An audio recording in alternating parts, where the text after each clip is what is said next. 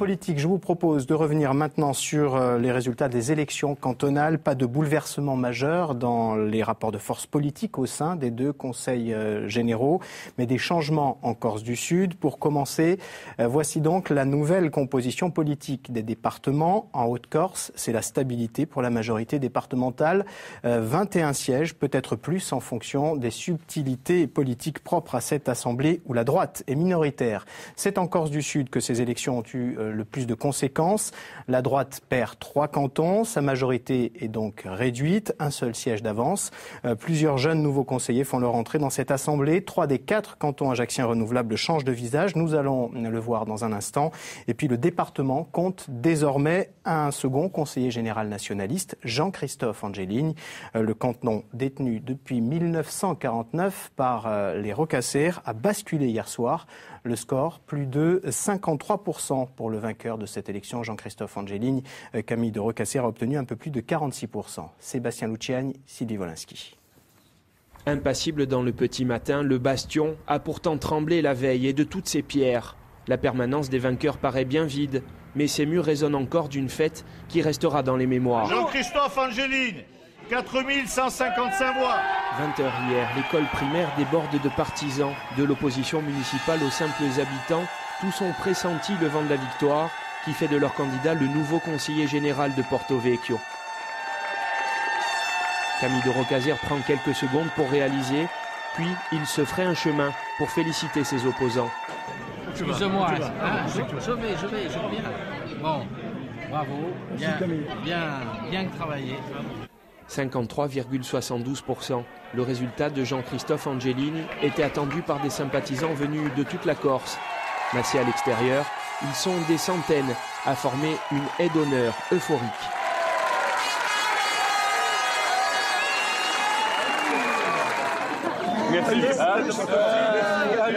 Flegmatique parmi la foule, Camille de Rocasser commande sa défaite en direct à la radio.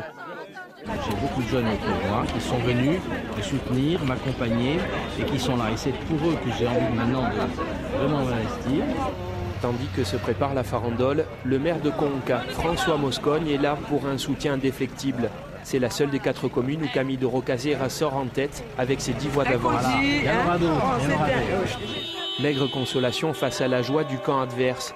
La nuit résonnera longtemps de leurs cris jusqu'à Sari-Solenzar, où la farandole se rendra vers 2h du matin. La fête jusqu'aux limites géographiques du canton, car après tout, cette élection vécue comme un séisme politique à Porto Vecchio était bel et bien une élection cantonale.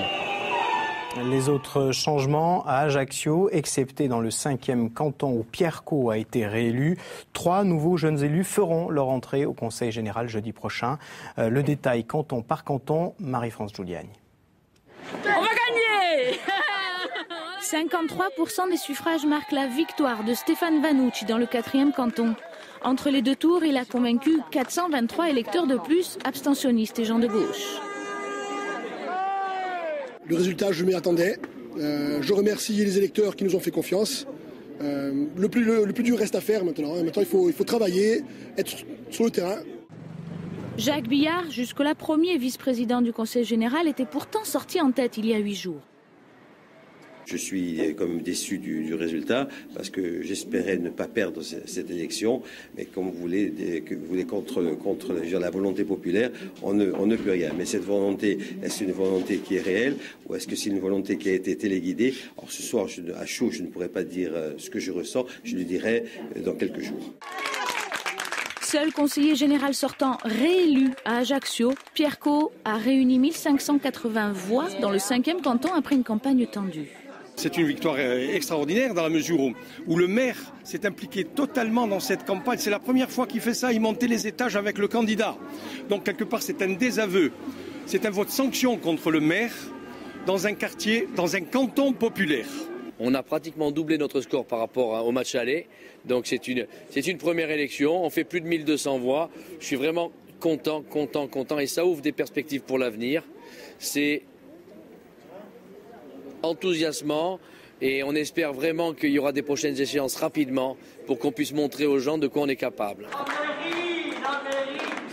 La municipale de 2014 est en perspective également du côté de l'UMP. À Ajaccio 1, Laurent Marcangeli a réuni 57% des voix, mais tout n'est pas gagné, 49% de votants et un record départemental de 289 votes blancs. Effectivement, à un moment ou à un autre, il faudra se poser une question. Est-ce que cette ville est bien gérée? Ma réponse, tout le monde la connaît, c'est non. Je crois qu'il faudra peut-être, certainement, à un moment ou à un autre, se poser la question, peut-on gérer la ville d'Ajaccio autrement? J'ai aucun regret. J'ai fait mon travail comme je devais le faire, avec la liberté que j'ai eue, avec les amis. Et cette campagne a été une campagne pour nous très sereine, puisqu'on n'a absolument pas débordé malgré les agressions. Les divisions de la droite sont peut-être à l'origine de la victoire de François Casasoprana dans le 3e. Le canton bascule à gauche avec 84 voix d'avance. J'ai fait les frais probablement de beaucoup de bulletins nuls, bulletins blancs. Qui proviennent de M. Santogne peut-être? Peut-être. Voilà. Je dois saluer toutes les forces de gauche qui, dès le dimanche soir, se sont mis à nos côtés, ont travaillé durant toute cette semaine avec nous. Et au-delà des forces de gauche, des gens qui croient vraiment en leur ville, qui aiment leur ville, qui ne se reconnaissent pas dans les stratégies d'appareil, dans les combinaisons, mais qui ont envie de construire pour la ville et demain pour la Corse, qui nous ont aussi rejoints et qui nous ont donné un coup de main. Au final, 3 des 4 conseillers généraux sortants ont été sanctionnés. Le besoin de changement s'est exprimé, sans compter que 41% des Ajacciens se sont abstenus au second tour. Nouvelle génération à Ajaccio, la continuité dans les Deux-Sèvres via Basté, où le divers gauche Paul Pellegrinetti retrouve son siège de conseiller général en remportant une triangulaire. Dans les Deux-Sèvres, Nicolas Alphonse est réélu conseiller général pour la 9e fois. Retour sur ces 2 soirées avec Delphine Léoni. Les élections cantonales se suivent et se ressemblent dans les Deux-Sèvres. Nicolas Alphonse, sénateur PRG et ancien maire de Piane, a été réélu pour la 9e fois consécutive avec 57,9% des voix. Cependant, même dans son bastion, une chose a changé, c'est le contexte. La société corse change. Aujourd'hui, mon concurrent, non pas mon adversaire, était nationaliste. Moi-même, je suis toujours à ma place. Mais cela traduit quand même un changement de structure politique de la société corse. Ce qui ne change pas, ce sont mes convictions. C'est cet homme qui a créé la surprise lors de ce scrutin, le nationaliste Antoine Versigne, maire de Christinacci depuis 2008, éleveur et castanéiculteur. Il est distancé de 300 voix seulement par Nicolas Alphonse. Il recueille 42% des suffrages et ce, malgré un résultat décevant dans le Haut-Canton, son territoire, où il avait, semble-t-il, sous-estimé la fidélité au sénateur. Je n'avais aucun maire qui me soutenait, à part François Alphonse, le maire d'Auzagne, et Fais-moi Gauche, les élus de Fais-moi Gauche qui m'ont soutenu. Voilà. C'est la population qui était derrière moi. Et donc je pense que quand on a la population derrière soi, c'est qu'elle a envie d'un changement, elle a envie de voir autre chose. Il y en aura d'autres, des combats comme celui-ci? Ah, absolument. Dans le canton de Basté, le sortant Paul Pellegrinetti est aussi réélu. Il affrontait 2 candidats dits sans étiquette mais libéraux, le nouveau venu en politique Pascal Leccia et Jean-Baptiste Giffon, le maire de Basté. Paul Pellegrinetti distance ce dernier de 100 voix à peine, mais nie de voir sa victoire à la division de la droite. Les électeurs se sont portés sur nous. Hein. La droite, c'est leur problème, c'est pas nous. Nous avions un but et un objectif et nous l'avons atteint. Voilà. On vous sentait quand même assez proche de Pascal Leccia. Pardon? On vous sentait proche de Pascal Leccia quand même. Pas du tout, hein, non. Mais là, vous rêvez. Pascal Leccia, lui, rêve sans doute de prendre sa revanche lors d'une prochaine élection, lors des municipales dans son village de Coro. Ce scrutin lui a permis de tester ses appuis. En Haute-Corse, nous l'avons vu, le rapport de force politique reste identique après le basculement d'Alto di Casacone et au premier tour de droite à gauche. Hier, c'est le canton de Prunelli di Fiumorum qui a basculé cette fois-ci de gauche à droite. Pierre Simeon de Gueusberg, maire de Prunelli, a battu le sortant François Tiberi. Reportage de Pierre Nicolas et Daniel Bansard. La charge émotionnelle pour ce second tour dans le Fiumorum où se sentait hier soir impossible d'y échapper. Pierre Simeon de Gueusberg, maire de Prunelli di Fiumorum, 37 ans bientôt, a emporté le canton avec 137 voix d'avance, là où son oncle Jean-Charles Martinetti avait échoué en 2004 pour une 50aine de bulletins. J'ai une pensée très forte pour mon oncle Jean-Charles Martinetti, qui en 2004 en était passé à quelques voix près de cette élection. Donc évidemment, c'est pas une revanche, mais en tout cas j'ai une forte pensée pour lui. Et puis je remercie l'ensemble des électeurs qui ont voté pour nous. C'est tout à son honneur, donc signalons-le. Le perdant est venu affronter les scores à Prunelli-Village. Il a donc manqué moins de 150 voix à François Tibéri pour s'assurer un 3e mandat de conseiller général. 150 voix et sans doute le soutien du bout des lèvres au dernier moment de la majorité départementale. C'était assez difficile. Une campagne de dénigrement qui a été faite depuis plusieurs années. Je pense que depuis 3-4 ans, on faisait tout pour ne rien faire ici, pour ne pas qu'il y ait eu un soutien de la majorité départementale. D'ailleurs, vous l'avez vu, il n'est jamais venu. Donc chacun prend ses responsabilités. Quand le canton d'Alto di Casacone passe à gauche, celui de Prunelli di Fiumorbu tombe dans l'escarcelle d'un jeune homme d'hiver droite. Il assurait hier soir qu'il écouterait dans son canton les électeurs de la gauche et les nationalistes. Le scrutin n'est plus à faire, les preuves, elles, sont attendues. Dans les autres cantons de Haute-Corse, les sortants retrouvent leur siège dans le premier canton de Bastia, dans le Niolomès et dans la seule triangulaire du département, la Conca-d'Or, où le détail avec Emilia Rodot. Jean-Baptiste Arena n'a pas gagné, mais pour le candidat nationaliste et son équipe, cette 2e place offerte par plus de 39% des voix de la Conca-d'Or, c'est comme une victoire. Sono stasera ad Agumincia, ad Principia. Dans 3 ans, les municipales qui nous attendent. Nous allons nous positionner sur les 8 communes du canton et même bien au-delà. Nous avons conseillé à 6 mois.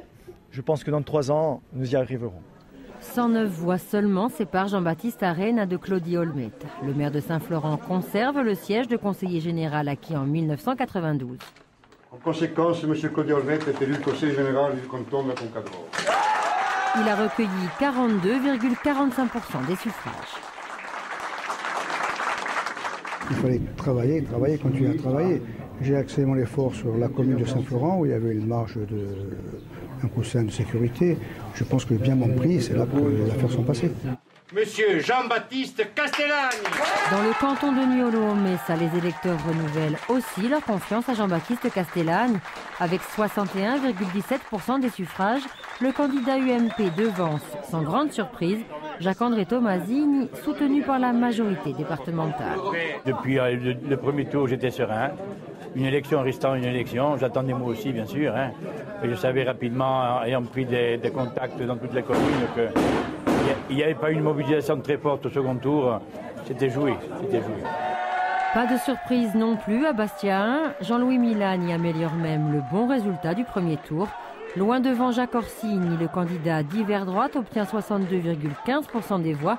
Le conseiller général attribue sa victoire au travail accompli dans ce canton depuis sa première élection en 2004. Enfin, une image encore dans le canton de Sagre di Santa Giulia, dans le Cap Corse, le divers gauche Ange-Pierre Vivogne, qui était le seul candidat au 2e tour, succède à Jean Motronne, qui ne se représentait pas.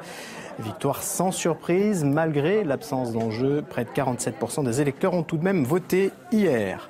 Alors, quels sont les enseignements de ces élections cantonales ? Bonsoir Jean-Vitus Albertine. Bonsoir. On l'a vu, pas de révolution à l'issue de ce scrutin, plutôt une lente évolution, en particulier en Corse du Sud, avec l'émergence de nouveaux visages et de nouveaux élus. Oui, ces élections cantonales qui ne semblaient intéresser personne, que l'on disait sans enjeu véritable, ont réservé leur lot de surprises et renouvelé en partie le personnel politique départemental. 8 nouveaux élus font leur entrée dans les conseils généraux, 3 en Haute-Corse et 5 en Corse du Sud, soit un quart des sièges renouvelables. Ce n'est pas anecdotique quand même. Alors, scrutin après scrutin, la Corse change, elle rajeunit, elle mute et cela concerne l'ensemble de l'échiquier, la droite, la gauche, comme les nationalistes. Alors, la tendance était accélérée il y a un an lors des élections territoriales. Elle se confirme aujourd'hui. Alors, il y a bien sûr des élos de résistance, mais l'évolution, elle, est irréversible.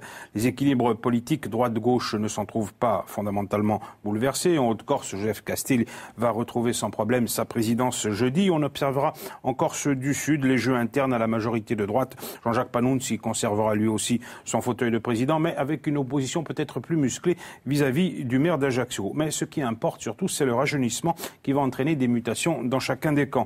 La droite qui est la plus ébranlée après 2 échecs successifs, celui de Portivecchio notamment, elle a déjà entamé le processus de rénovation. Le scrutin d'hier va très certainement l'encourager à aller dans cette voie. À gauche, on l'a vu, toujours à Porto Vecchio.